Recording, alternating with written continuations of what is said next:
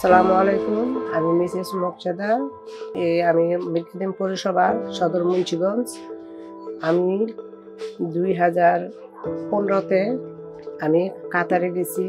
15তেই মানে ওখানে যাওয়ার পরে আমাকে কোনো বেতন দিত না, খাবারের অনেক কষ্ট দিত। সেই জন্য আমি ওখান থেকে চলে আসবো বলছি, আমাকে অফিসে ফেলাই রেখে গেছে। তা আমি অফিস থেকে আমি 70,000 টাকা দিয়ে বাংলাদেশে আসতে চাইছি। ওরা বলছে টাকা দিয়ে তারপরে যাও। আমি 70,000 টাকা দিয়ে তারপরে বাংলাদেশে আমি আসছি। ফিরা 2017-তে আমি ফিরা সই দিতে যাই, এক হুজুরের মাধ্যমে যাই।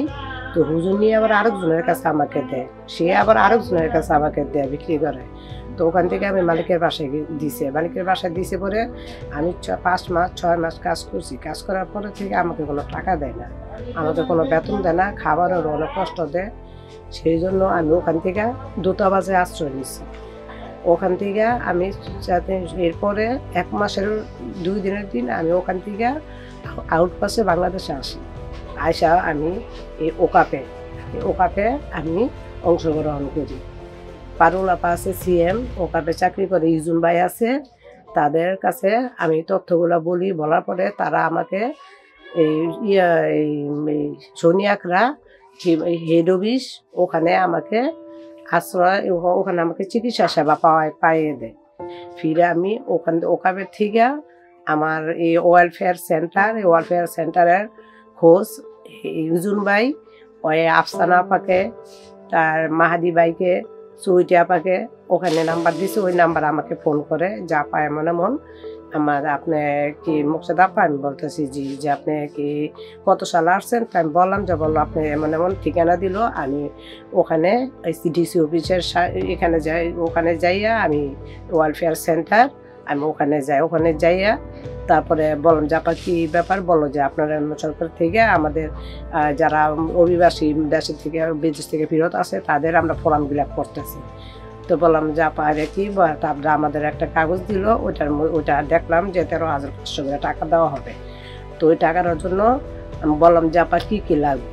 আপা বললো যে ওখানে পাসপোর্ট ফটোকপি, ভিসা ফটোকপি, এমএডি কার্ডের ছবি, এগুলা আপনার 2 কপি ছবি, এগুলা আপনার আইডি কার্ডের ফটোকপি, এগুলা দিতে হবে।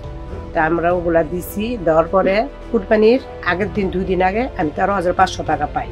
13,500 টাকা পাওয়ার পর আমি ওই টাকাটা দিয়া কিছু কাগজ আনি, খাতা, তারপরে পেপার, ওগুলা আইনা আমি কেচি দিয়ে, এগুলো মেশিন লাগে কাটতে, কিন্তু আমার টাকা নাই, যদিও আমি মেশিনে ঘরে জায়গাও নাই, সেই জন্য আমি মেশিন কিনতে পারি নাই। তো আমি ঘরে আইনা ওগুলা কেচি দিয়া কাইটা 1 পায়া, আধা কেজি, 1 কেজি, 2 কেজি এরকম সাইজ কইরা আমি ঠোঙ্গা বানাইয়া ওগুলো আমি দোকানে দিছি। হ্যাঁ, এখন আমি এই ব্যবসাটা চালাচ্ছি, এই ব্যবসাটা ধরে আছি। ওয়েলফেয়ার সেন্টারের থেকে আমি যেটা পাইছি, পাওয়ার পর আমার অনেক উপকারিত হয়েছে।